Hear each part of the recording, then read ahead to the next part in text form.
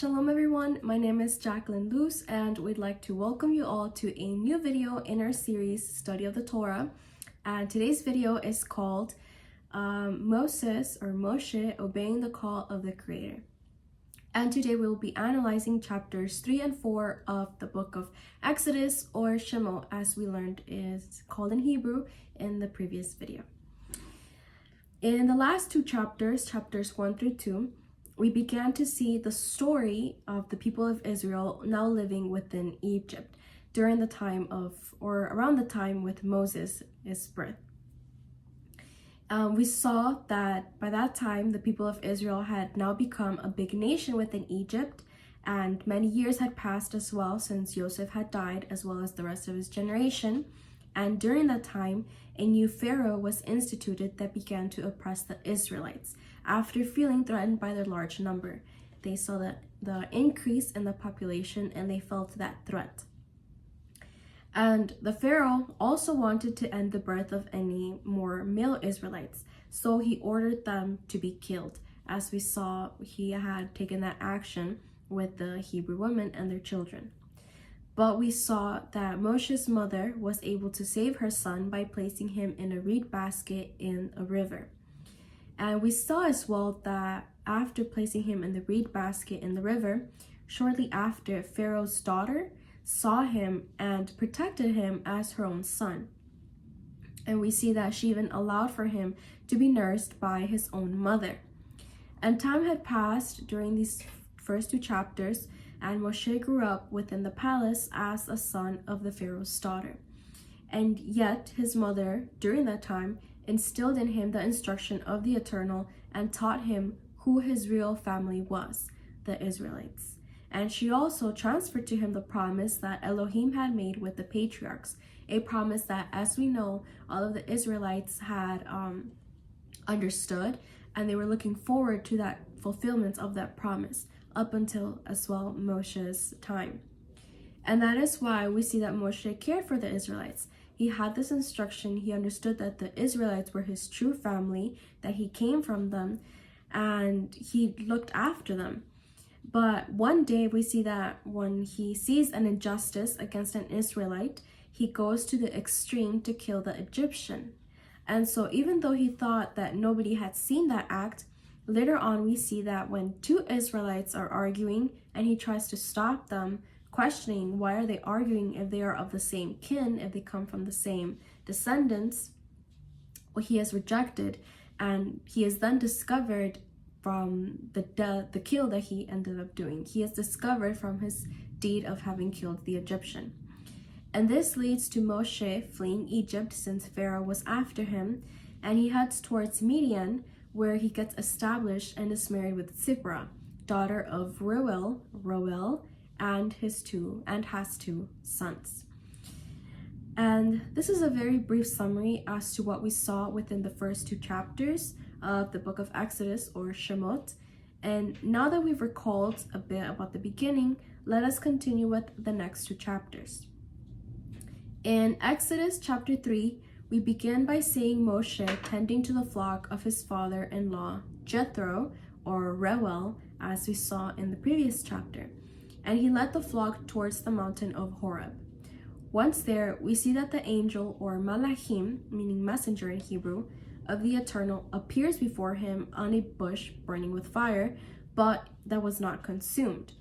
And we understand that this is the same messenger that has appeared before to Abraham, to Yitzhak, and the same messenger that Yaakov had seen in his dream in Bethlehem.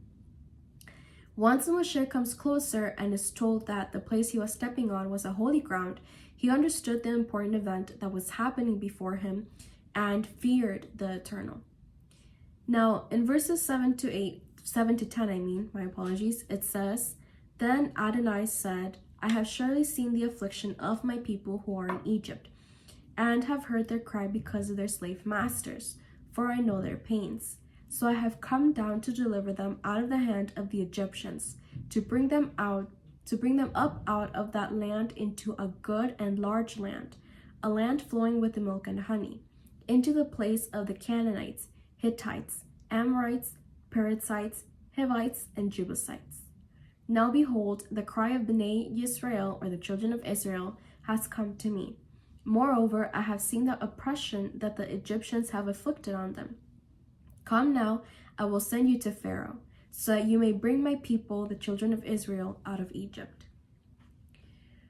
Within these verses, we begin to see the purpose of Moshe's calling, to be a liberator for the people of Israel. This is what he was being called for by the Eternal. Adonai, speaking through the messenger, tells Moshe that he had seen the affliction of the people of Israel, who were oppressed by the Egyptians, and had come down to free them from that slavery. And he also promised to introduce them into a good and large land, from which milk and honey flowed, meaning that it was a very fructiferous land. It was a good land for them to live in. And previously we learned that this was also one of the promises that the Eternal had made to Abraham, or to the patriarchs. We saw this in Genesis chapter 15, verses 18 to 21, when Adonai cut a covenant with Abraham, saying that he would give that land to his seed, or to his descendants, from the river of Egypt to the great river, the Euphrates River, the Kenite, the Kenizzites, the Cadmonites, the Hittites, the Perizzites, the Raphites, the Amorites, the Canaanites, the Girgashites, and the Jebusites. So we see that Elohim made this promise to Abraham, and that promise continued to carry on. And now we see with Moshe that the Father is trying to fulfill this promise as the liberator. Moshe was going to be used by the Eternal as a mediator through whom he was going to liberate his people and fulfill his covenant with Abraham. We must remember that Moshe was a shadow of the Messiah. And just as Moshe was going to be liberator for the Israelites, we also see that the Messiah, as our liberator, the one who has come to free us from the oppression of this world through this delivery, as the perfect korban, or as an offering. And through him, the Eternal has given us a promise of dwelling in his celestial abodes, as we see in John chapter 14, verses 2 to 3. In my Father's house there are many dwelling places. If it were not so, would I have told you that I am going to prepare a place for you? If I go and prepare a place for you, I will come again and take you to myself, so that where I am, you may also be. So this is a promise that we all have and we've all received through the Messiah from the Eternal. And it's a promise that we can see also reflected, or that we can see a shadow of within this promise that the Eternal is going to fulfill through Moshe. Now, although Moshe receives this very important task, we see that he doubts himself, feeling unworthy of delivering the Israelites. Yet the Eternal makes him understand that it won't be by Moshe's own will, but by the will of the Creator. And the sign Moshe has is that when they are finally liberated, and the Israelites are then able to serve the Eternal.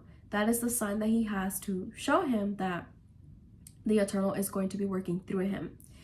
And Moshe also asks about the Creator's name. What should he say to the Israelites in case they asked him? And the answer the Eternal gives him is, I am who I am. Although this has been misinterpreted and changed by various doctrines throughout the decades and centuries really, it is important to understand that what this phrase really means is that he is the one who existed, who exists, and will exist. Meaning that the Creator has no beginning, nor does he have an end, and through him all of us exist. Without him we are nothing, we don't exist. And the Eternal then specifies to Moshe that he will be remembered this way from generation to generation, for he is the Elohim of Abraham, Yitzhak, and Yaakov, as well as the Elohim of the Israelites, and we know he is our Elohim as well. And that is why we have this recognition, or we give him this recognition as he is who he is, because he has existed forever. From verses 16 to 17, it says, Go now, gather the elders of Israel together and say to them, Adonai, the Elohim of your fathers, the Elohim of Abraham, Yitzhak, and Yaakov, has appeared to me, saying, I have been paying close attention to you and have seen what is done to you in Egypt. So I promise I will bring you up out of the affliction of Egypt, into the land of the Canaanites, Hittites, Amorites, Perizzites, Hivites, and Jebusites, to a land flowing with milk and honey. The Eternal once again repeats to Moshe what will be his important task, his role in the liberation of the Israelites, as well as what he must do in order to do so. And he further on explains that the elders, or the people who were leading the Israelites, and we note that these elders were instilled during the time of Joseph as well, with his brothers who decided or who established a sort of government within them in order to have that authority over all of the descendants. And we continue to see this being reflected or transmitted up until Moshe's time with the elders who were chosen to have the authority over the Israelites and to be guiding them as well, and to also remind them about the promises that the Eternal had given them. And so we see that Moshe was supposed to, or was going to, work together with the elders, and that they would listen to his voice and they would go with him before the Pharaoh to tell him that they must let the Israelites go so they could offer a korban, or a sacrifice, to Adonai their Elohim. Now, this korban they were to deliver was not just an animal offering, but it was an offering of a life and service. It was a demonstration or representation of that life and service they were going to offer Elohim, a life that was going to be consecrated to serve the Father away from the oppression of the Egyptians, and thus they would be on their way to receive the promised land. So this is a very important calling that we see Moshe have, and we also see this with the Messiah. Through him, as we saw, we are liberated from Satan's grip on us on this earth and its society. Yet our liberty is not for us to live in debauchery. On the contrary, as the people of Israel, we are taught that once we are liberated, once we leave Egypt, and once we receive that calling, we must offer the Eternal a life and service, a life that's consecrated to him and separated from the world. Only by living a life and offering will we be able to receive the promised land, the celestial dwellings, same as what we see right here with Moshe. Only if they live a life and offering, and if they obey all of the Eternal's commandments, only then will they be able to actually receive that promised land. And we see this in Romans chapter 6, verses 22 to 23, or we can further understand this when we read these verses, when it says, "But now, having been set free from sin, from that slavery of this world, and having become enslaved to Elohim," meaning that now that we serve him, "you have your fruit resulting in holiness," and holiness meaning we are separated from the world and we are living a consecrated life. And the outcome is eternal life. So as long as we persevere and we strive to fulfill the Eternal's commandment, living a life in holiness, then the outcome, or what we will receive, is that promise of eternal life. And for sin's payment is death, but Elohim's gift, or favorable gift, is eternal life in the Messiah Yeshua, our Adon. Now, we see the same pattern with Moshe. After 40 years of living in Midian, he was called by the Eternal to serve him as a liberator. And coming back to the study of this chapter. And although Moshe had doubts, he heard that calling and fulfilled it. We see him that even though he felt like he was unworthy of that calling, he actually listens to the Eternal's will, what he wants to do through him, and he fulfills it in his life, offering the Eternal his life in consecration. So we see the same pattern that the Eternal is trying to do with Israel, or with the Israelites, being applied first to Moshe as the one who was going to be the liberator. And as a result, he was given the promise of receiving heritage in the celestial dwellings.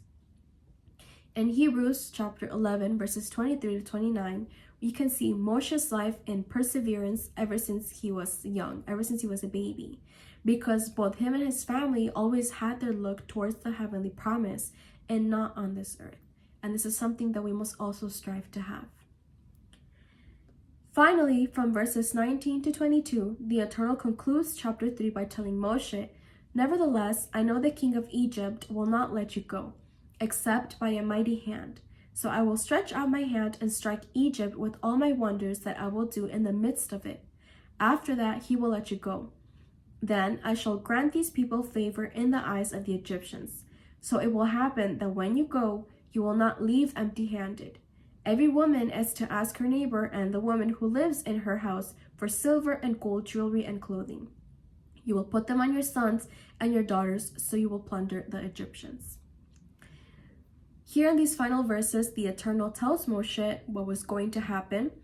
He explains to him that even though he was going to liberate the Israelites and that he was going to do signs to demonstrate he had the authority of Elohim, Elohim tells him that he himself was going to harden the heart of the Pharaoh so that he wouldn't let him leave. And we also see that the Elohim explains to him that every woman was going to ask their neighbors for their silver and their gold jewelry as well as their clothing so that they wouldn't leave Egypt empty-handed.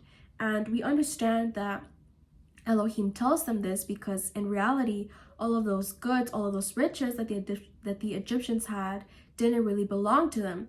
Because if we recall in the book of Genesis or the book of Bereshit, when we were studying Joseph as the administrator over Egypt, we will remember that during that time of famish, Joseph had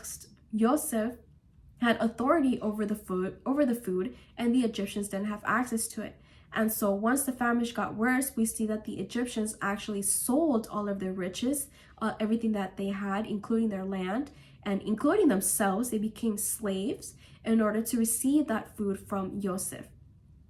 So we see that all of those riches that the Egyptians had in this time didn't actually belong to them, but instead they belonged to Joseph. And in reality, they belonged to the Creator because the Creator, through his will, allowed Joseph to receive these riches. And so all of that with the purpose to have these riches ready for the Israelites when they were going to depart from Egypt. And so this is how we begin to see the Eternal fulfilling his plan from that time even. And we also see that, the Pharaoh's heart later on was actually hardened, as Elohim explains, and as a consequence, the Eternal sends plagues to Egypt until he finally let them go. And a question that may surge, or a question that we may have when we read this portion, is why would Elohim do that? Why would Elohim harden the Pharaoh's heart and not allow the Israelites to leave in the very first time that Moshe arrives? And the purpose behind this was so that Moshe, or through Moshe, and the signs that he was going to do, as well as the testimony of the Israelites exalting the Father, the Eternal's fame would also increase within the nations. And later on, we will see how the nations recognize Elohim as a powerful Elohim after seeing all of the plagues, all of the miracles, the signs that he does within the people of Israel and within Egypt as well once he's trying to liberate his people. In Exodus chapter 4, we will analyze now the objections and excuses that Moshe places before the Eternal as to why he couldn't fulfill that important task. So first we see Moshe receive this call and he starts understanding what is going to take place with his call and what is going to happen. He starts to understand that he is going to become liberator of the people of Israel, and he was going to be that mediator through whom the Eternal was going to fulfill his will and fulfill the promise as well that he made to the patriarchs. But now that he understands that task that he has to take upon, we see these objections and excuses arise in chapter 4. And the first objection we can find is in verse 1, when it says, "Then Moshe said, 'But look, they will not believe me or listen to my voice. They will say, Adonai has not appeared to you.'"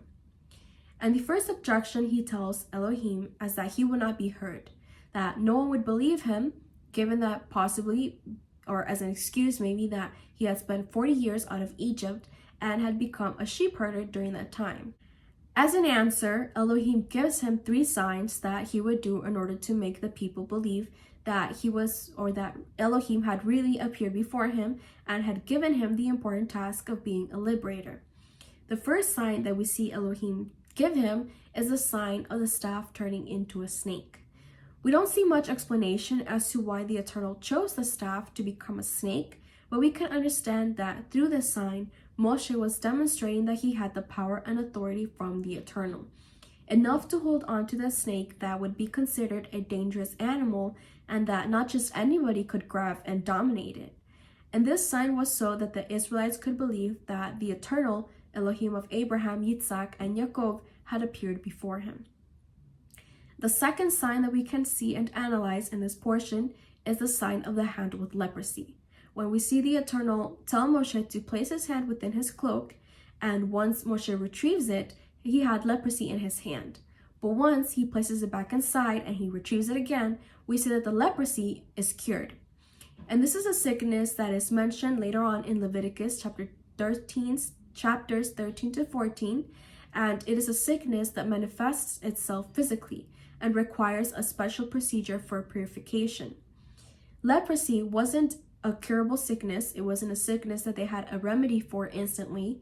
And so, therefore, this was an important sign given that only the Eternal Father could remove the leprosy that was impossible to remove by mankind. And this was only a power and authority that the Eternal had and that he was giving to Moshe as a sign. And this sign was going to be used to confirm the first one if they didn't believe the first one. And the last sign, the very last sign that was going to be used if they didn't believe the first two, was the sign of the water becoming blood on the ground. In reality, we don't really see the people of Israel need this sign because they believed in Elohim and Moshe with the first two. But we do see later on that the Eternal sends a plague similar to this sign to Egypt.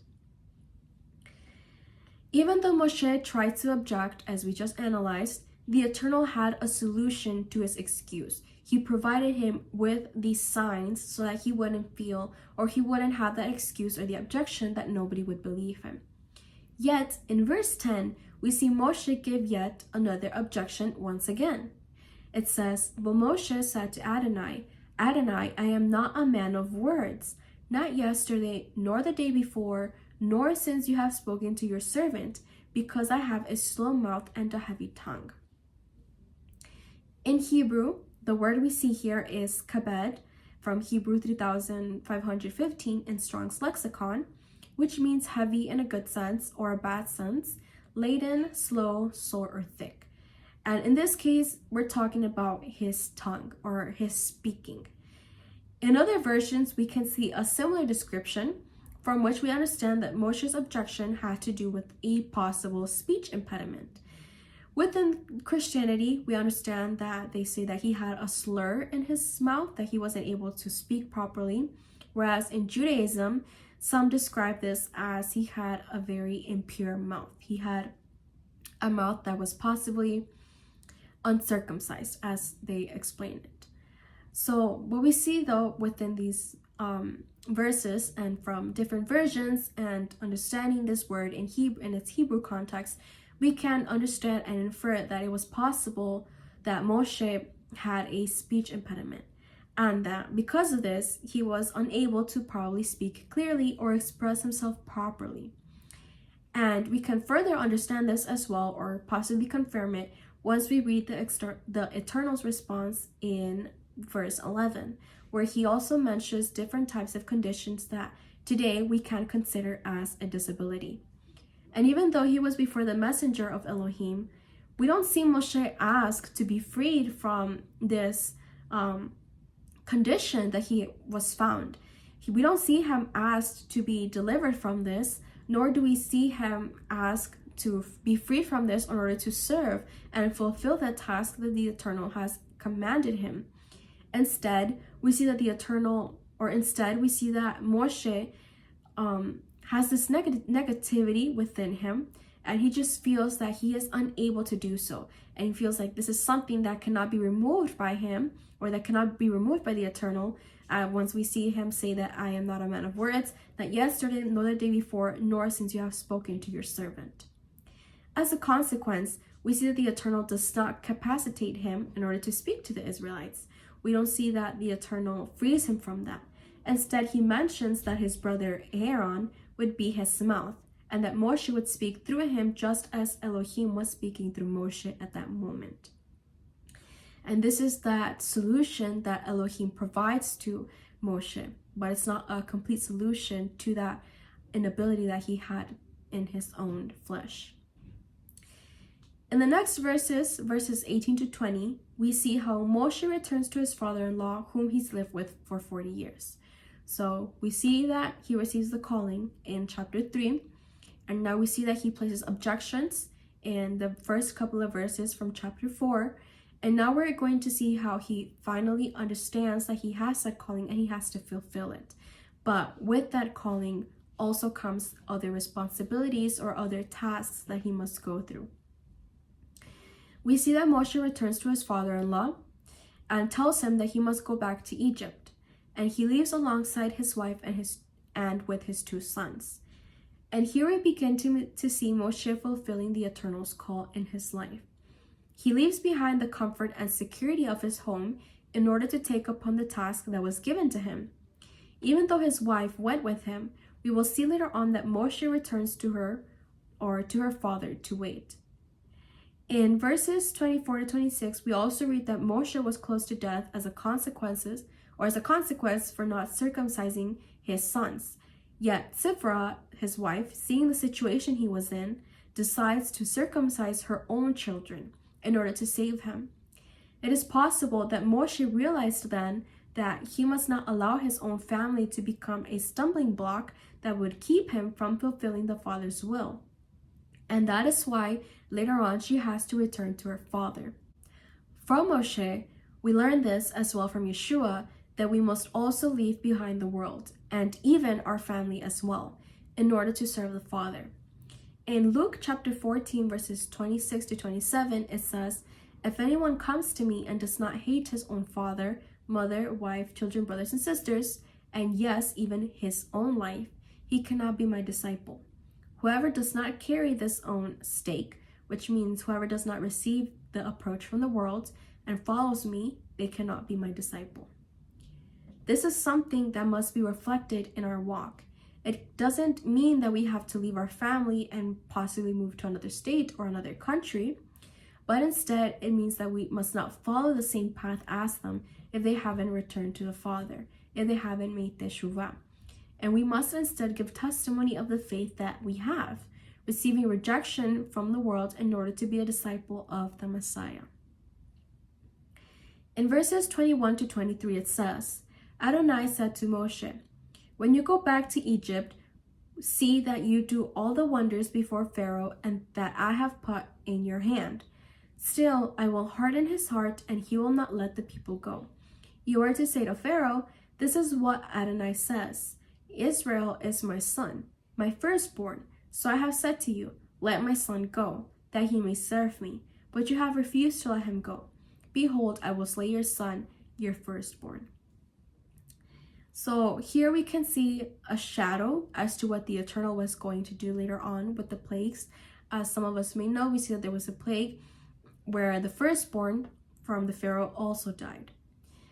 And when we read these verses, we see that Elohim considers the Israelites as his firstborn, given that through his power and authority he gave Abraham and Sarah a son, despite them being of older age and also despite Sarah's sterility. And this is something that is otherwise impossible to do. Yet the Eternal made it possible in order to fulfill his promise and bring as well the lineage from which the Messiah would come to this earth. It is important to understand that although the Israelites are given this recognition by the Eternal, in reality his firstborn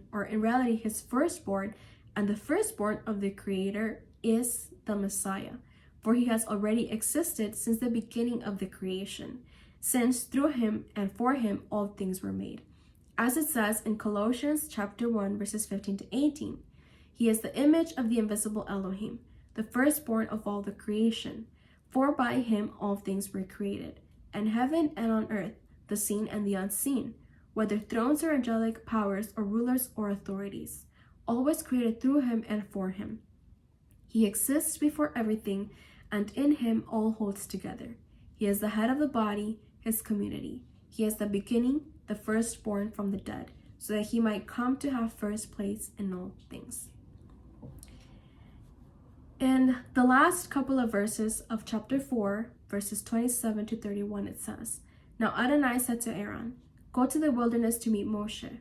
So he went and met him at the mountain of Elohim and kissed him in the cheek." So here we see that Aaron greets Moshe after not seeing him. And it continues saying, "Then Moshe told Aaron all the words of Adonai with which he had been sent, along with all the signs that he had commanded him to do. Then Moshe and Aaron went and assembled all the elders of Bnei Yisrael. Aaron spoke all the words that Adonai had spoken to Moshe and did the signs in the sight of the people. So the people believed. When they heard that Adonai had remembered the children of Israel and had seen their affliction, they bowed their heads and exulted. So here we see that both Moshe and Aaron go to fulfill this task that the Eternal had given them, and they gave the signs, and the Israelites believed, and they started to serve the Eternal, or they started to exalt him in recognition to that fulfillment that was happening at that moment, and that the Eternal was keeping his promise. To conclude with these two chapters where we've been analyzing Moshe's calling, how he received his calling, and how he accepted it, or the objections and excuses that he first started to demonstrate, and how when he accepted it, there were more things that he had to fulfill. From Moshe, we can learn how we must also answer our call, and what trials we can go through during our pilgrimage. With Moshe, we see how the messenger of Elohim appears before him to deliver the calling. In the same way, we see the Messiah, the anointed one who has the authority and word of the Father. And we also see John, or Yohanan, the one who had to prepare the path before the Messiah, as it was written in the scriptures, deliver a calling to us. In Matthew chapter 3, verse 2, it says, "Turn away from your sins, for the kingdom of Elohim, or the kingdom of heaven, is near." This is what we see John say. And in Matthew chapter 4, verse 17, it says, "From then on, Yeshua began to proclaim, 'Turn away from your sins, for the kingdom of heaven is near.'" We are all given the opportunity to return to the Father through Yeshua, even though we have lived in this world and participated within it. Just like Moshe, who was living within Midian and had reached a place of comfort. But the Eternal has sent his liberator, Yeshua, so we can all be freed from this modern Egypt with Satan as its Pharaoh. And we see also in Matthew chapter 11, verse 30, that the Messiah tells us that we must take his yoke upon us and learn from him, for he is gentle and humble in heart.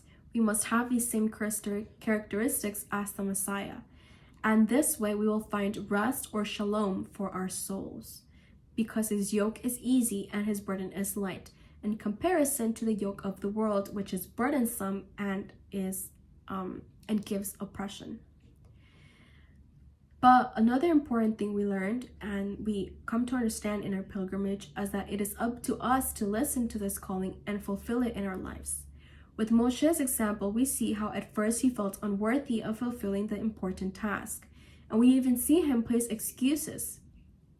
At first, we may feel unworthy as well of receiving this calling, or even during our pilgrimage, we can come to a place where we begin to place excuses where we may not feel worthy enough to continue with this pilgrimage, or where we begin even to be comfortable within this world, to think that we've reached a place where we have faith, where we believe, and now there is nothing else expected of us.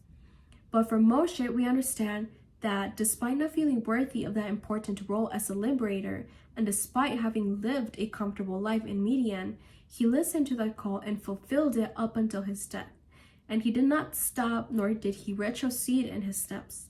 Even though we will see later on that he goes through trials, he continued to persevere. And we must do the same. Respond to that call and fulfill it in our life, even if we feel unworthy. As Shaul the emissary said in Romans chapter 12, verse 2, "Do not be conformed to this world, but be transformed by the renewing of your mind, so that you may discern what is the will of Elohim, what is good and acceptable and perfect."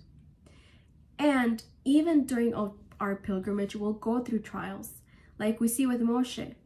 After 40 years of living in comfort, as I mentioned, despite knowing the promises made by the Eternal and the events that occurred with the patriarchs, it wasn't easy for him to fulfill the Eternal's calling right away. Or when we see him get sick due to not circumcising his 2 sons, making them a part of the covenant that the Eternal, or in order to make them a part of the covenant that the Eternal made with Abraham. All of these trials that he was going through, where he even had to leave his family behind, we see that he goes through them, and that he persevered and he continued to strive forward. And this is something that we must do. Persevere and strive so that we can reach the eternal dwelling, as the Messiah advises us in Luke chapter 13, verse 24. "Make every effort to enter through the narrow door, for many, I tell you, will try to enter and will not be able." May our life be an offering of consecration, living separated from the world and fulfilling the Eternal's will in our life, persevering in our service to our Elohim. And with this, we've reached the end of this video. Thank you so much for watching. If you have any questions or any suggestions for topics, you can write them down in the comment section down below. And until next time, in the Father's will, Shalom.